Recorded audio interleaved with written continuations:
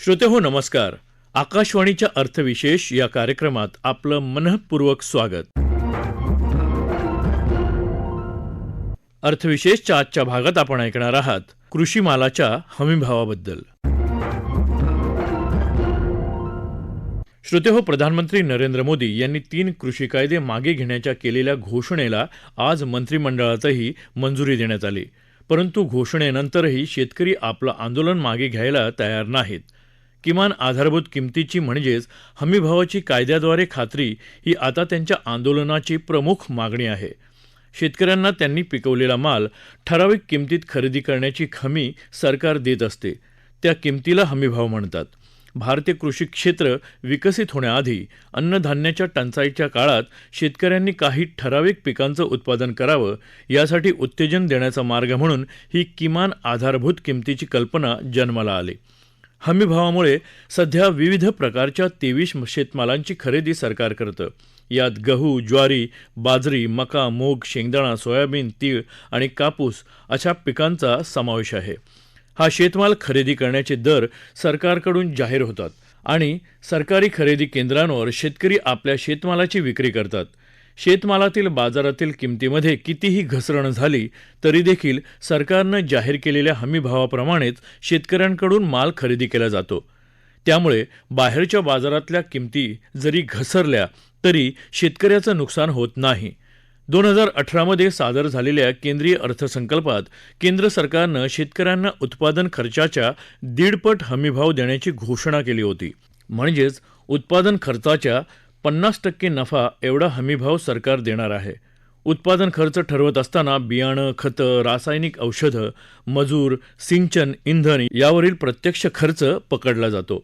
भारतात केवळ 6% आसपास जरी शेतकरी हमीभावाचा फायदा घेत असले तरी हे हमीभाव सर्व बाजाराला किमान किमतीची दिशा देत असतात. भारतीय कृषी क्षेत्रात हमीभावाच्या महत्त्वाबद्दल भाष्य करताना कृषी अर्थतज्ञ रमेश पाध्ये यांनी दिलेली माहिती आपण ऐकूया. हमीभावाच्या संदर्भात एक 3-4 महत्वाचे प्रश्न आहेत.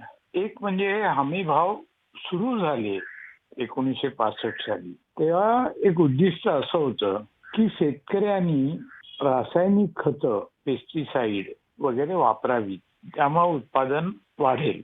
आणि ही परिस्थिती काही कायम राहिलेली नाही, आता बदललेली आहे. आता आपल्या देशामध्ये धान्याचं उत्पादन गरजेपेक्षा जास्त होतं, त्यामुळे आपण मोठ्या प्रमाणावर धान्य निर्यात करायला लागलेले आहोत. त्या अशा वेळेला हमी भाव चालू ठेवणं आणि त्या भावाने सरकारने खरेदी करणं हे कितपत योग्य आहे हा प्रश्न आहे. दुसरी गोष्ट अशी की या पंजाब, हरियाणा, वेस्टर्न यूपी या राज्यामध्ये खरीप हंगामामध्ये तांदूळाचं पीक घेतलं जातं. आता या सगळ्या राज्यामध्ये पाऊस फार कमी पडतो आणि त्यामुळं तांदूळाचं पीक घेण्यासाठी भूगर्भातलं पाणी ट्यूबवेलने उपसलं जातं.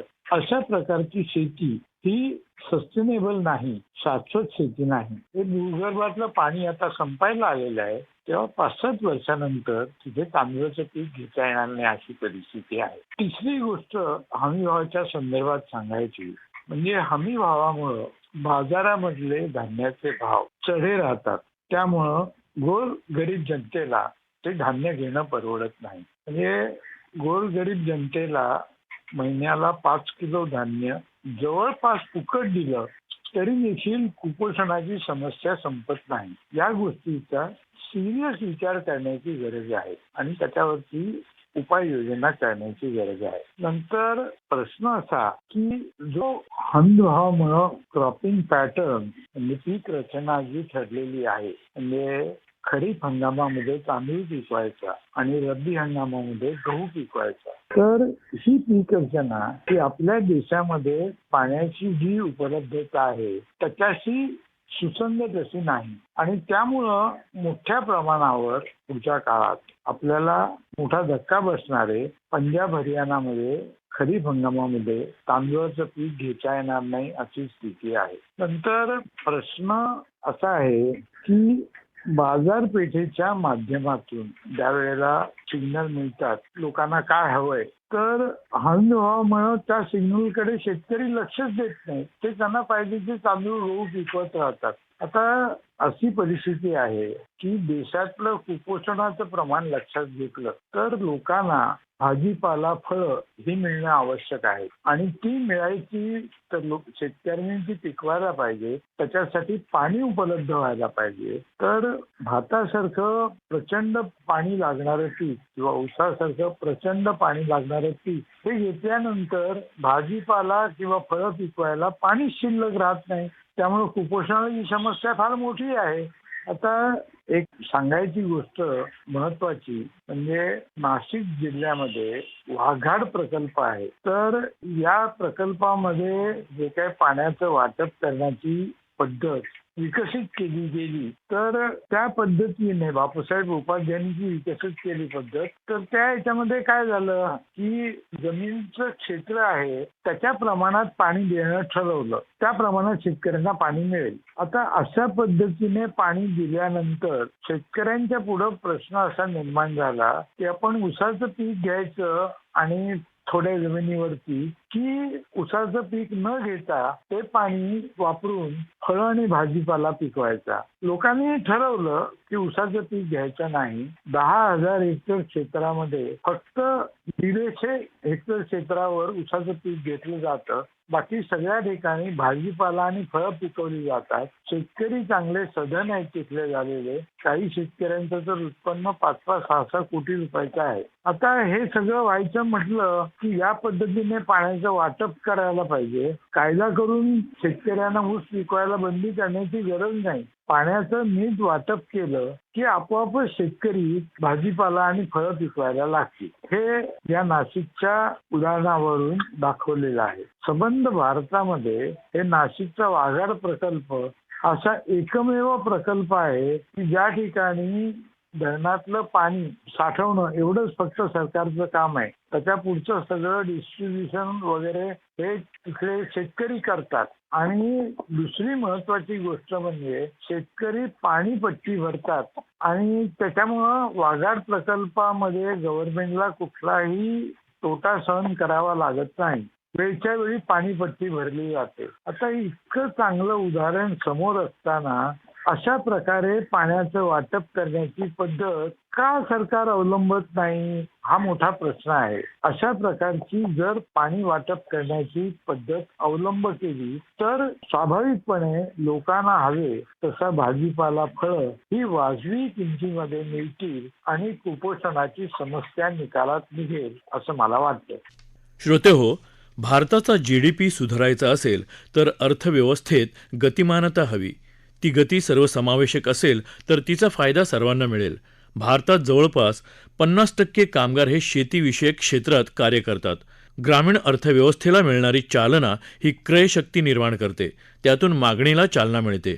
म्हणूनच विशेषतः ग्रामीण अर्थव्यवस्थेला चालना मिळवायची असेल तर कृषी अर्थव्यवस्था मजबूत होणं आवश्यक आहे. शेतकऱ्यांना मिळणारं उत्पन्न दुप्पट व्हावं यासाठी सरकारनं आपला निर्धार याआधीच प्रकट केला आहे. कृषी क्षेत्रातले कायदे मागे घेतल्यावर सरकारला कृषी क्षेत्रातील सुधारणांसाठी अधिक सक्षम पर्याय उभा करावा लागेल. यासाठी दीर्घकालीन धोरणाची आवश्यकता आहे. याविषयी अधिक चर्चा करताना कृषी तज्ज्ञ आनंद गाडे यांनी दिलेली माहिती त्यांच्या शब्दात. देशातील शेती क्षेत्र गेल्या 2 दशकांपासून शरपंजरी अवस्थेत आहे. यातील ऊर्जा क्षीण झाली आहे. संशोधन, विकास, सुधारणा ठप्प आहेत. कोणत्याही विकसनशील देशाचा विचार करता आणि भारतात लोकशाही असणाऱ्या देशाचा विचार करता धोरणात्मक सुधारणा एखाद्या क्षेत्रासाठी अत्यंत उपयुक्त ठरतात. धोरणात्मक कायदे आणणे आणि त्याचे नियम आणि नव्या रचना करून नव्या बदलांना सर्वांगीण विकासासाठी संबंधित क्षेत्रातील घटकांना समांतर संधी देण्याचा प्रयत्न, त्यांना लाभ देण्याचा प्रयत्न केला जातो. धोरण अंमलबजावणीची संपूर्ण जबाबदारी सरकार असते. शेतकरी संघटनेचे संस्थापक शरद जोशी यांनी सुद्धा देशातील शेती क्षेत्रात आमूलाग्र बदल घडवण्याची वेळ जवळ आली असं सांगितलं होतं आणि त्यावेळेस त्यांनी मार्शल प्लॅन संबंधित केंद्र सरकारला संपूर्ण देशामध्ये मार्शल प्लॅन लागू करण्याची मागणी केली होती.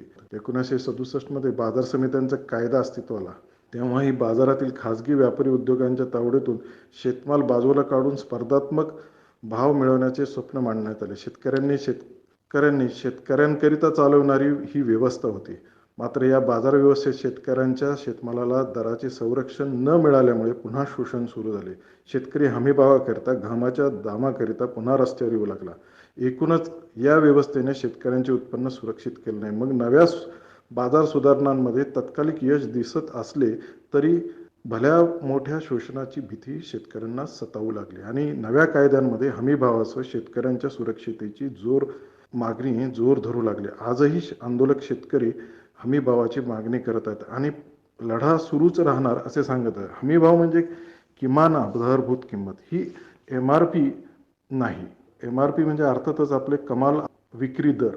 तर तो कमाल विक्री शेतमालाचा कमाल विक्री दरही नाही, अगदी नगण्य स्वरूपातील हा शेतमालाचा दर असतो. देशाचा मिळून सरासरी तो संबंधित पिकासाठी काढला जातो. शेतमालाचे दर बाजारपेठांमध्ये जेव्हा कोसळतात तेव्हा ते शेतकऱ्यांना आर्थिक नुकसानीत नागवेल असे होऊ नये म्हणून हमीभावाने खरेदीसाठी सरकार स्वतः बाजार हस्तक्षेप करून खरेदीला उतरते.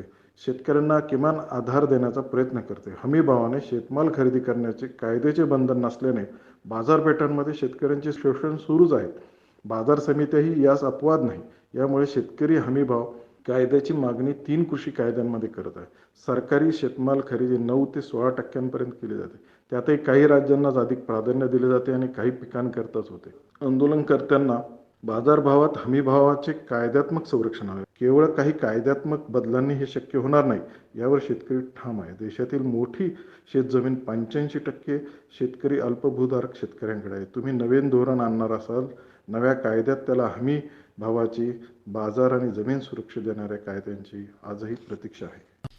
श्रोतेहो, कृषी क्षेत्रात 2014 ते 2019 या 5 वर्षात सरकारनं किमान आधारभूत किमतीवर 8 लाख कोटी रुपये रक्कम खर्च केली आहे. सरकारला 2022 पर्यंत शेतकऱ्यांचं उत्पन्न दुप्पट करायचं आहे. फूड कॉर्पोरेशन ऑफ इंडियानं 2020-2021 या वर्षात खरेदी केलेल्या गहू आणि तांदळाची किंमत 2,53,274 कोटी रुपये आहे. डाळी, कापूस, तेलबियांची किंमत 50,000 कोटींपेक्षा जास्त आहे. शेतकऱ्याला अनुदान नको, सवलती नकोत, त्याला फक्त बाजारभावानं आपलं उत्पादन विकू द्या, असं द्रष्टे कृषी अर्थतज्ञ कैलासवासी शरद जोशी म्हणत. कृषी अर्थव्यवस्थेचं सुयोग्य नियोजन हा भारतीय अर्थव्यवस्थेसमोर कायम आव्हानच राहिलेलं आहे.